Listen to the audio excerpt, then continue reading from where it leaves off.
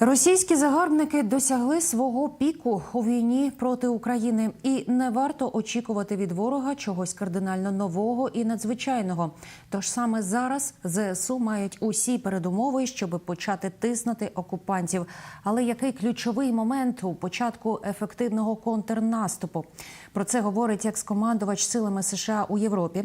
Про перспективи відбити у росіян для початку на кордони станом на 23 лютого, а також про підводні дрони, з якими нині навчаються наші моряки у Британії.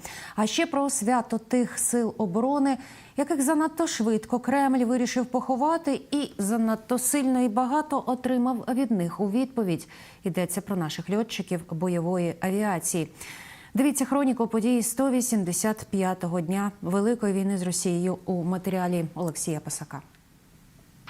Росія зробила усе, що могла зробити в Україні. І масштабної ескалації вже не станеться. А США занадто переоцінюють ризики глобального конфлікту в разі надання зброї, яка зможе смажити окупантів на їх же території. Про це в інтерв'ю Deutsche Welle говорив генерал-лейтенант у відставці, екс-командувач силами США в Європі Бен Годжес. Він зауважив, що якщо світ не пригальмує надання зброї Україні, то до кінця цього року ЗСУ цілком спроможні відбити загарбників, принаймні на ті кордони, які існували станом на 23 лютого. А ще відзначив стійкість і винахідливість українського опору і говорив про те, чого нині не вистачає Збройним силам України. Але їм потрібна більш далекобійна і точна артилерія.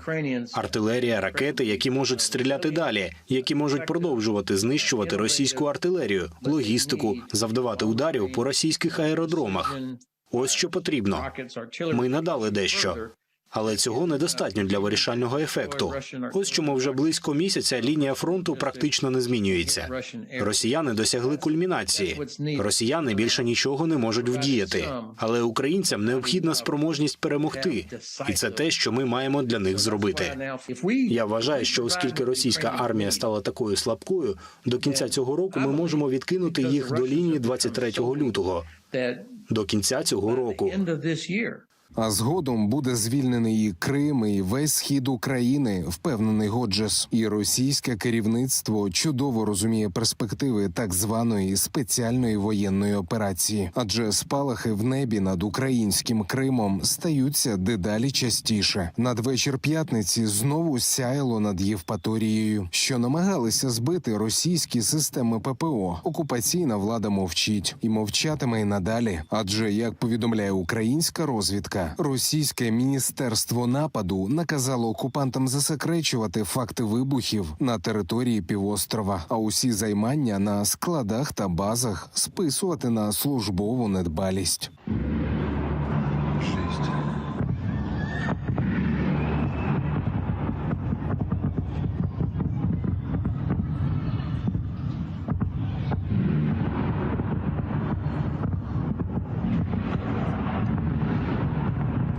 А ще у розвідці повідомляють про ситуацію щодо запасів високоточної зброї ворога. Кажуть, що Росія нині має менше половини ракет. Особливі проблеми з «Іскандерами». За час війни їх залишилося близько 20%. Тож росіяни дістають із запасів старі крилаті ракети чи б'ють із перероблених комплексів С-300. Високоточна зброя в них уже на межі. За всіма нормативними документами вони повинні мати 30% резерву, а його за деякими видами ракет уже майже немає. Наприклад, за тими ж «Іскандерами».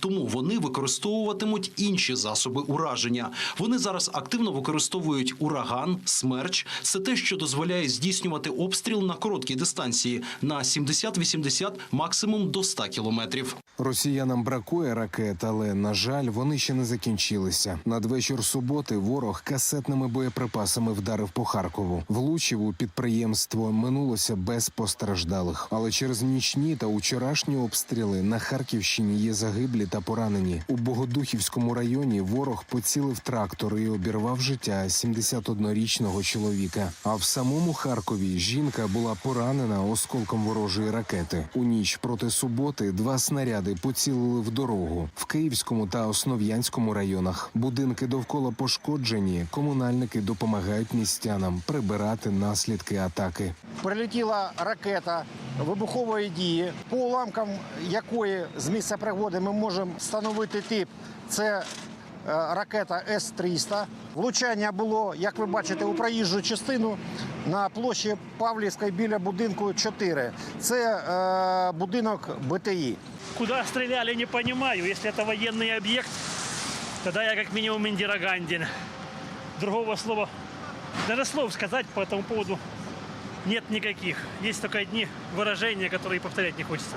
Допомогти перемогти ворога на землі і у повітрі, і під водою також. Велика Британія передасть Україні 6 підводних дронів. Вони допоможуть шукати мінні пастки і знешкоджувати загрози у небезпечній акваторії. А нині в королівстві тривають 3-тижневі навчання українських моряків. Залучили вже понад десяток, і десятки долучаться у найближчі місяці. Відпрацьовують спуск у воду безпілотників із човнів і вчаться шукати вибухівку під водою. Особливо ця технологія знадобиться для очищення шляхів для безпечного руху суден у Чорному морі. Це підводний безпілотник, який дуже нам знадобиться для очищення морської акваторії, особливо для критичного регіону в пошуках мін поблизу Одещини.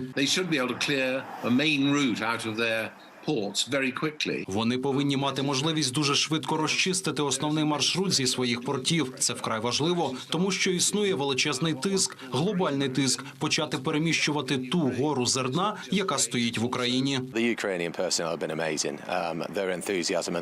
Українські військовослужбовці приголомшливі. Їхній ентузіазм і рівень енергії, щоб вивчити й опанувати нові навички, справді вражають. І це також надихає.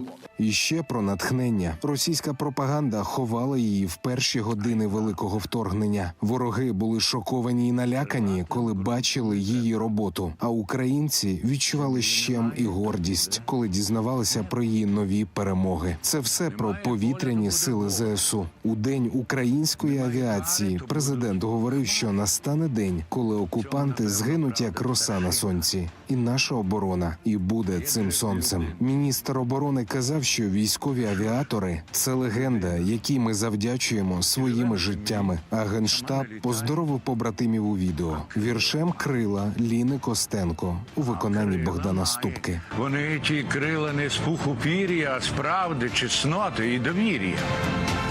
У кого з вірності у коханні, у кого з вічного поривання, у кого з щирості до роботи, у кого з щедрості на турботи, у кого з пісні, або з надії, або з поезії, або з мрії. Людина нібито не літає, а крила має. А крила має. Олексій Пасак, 5 канал.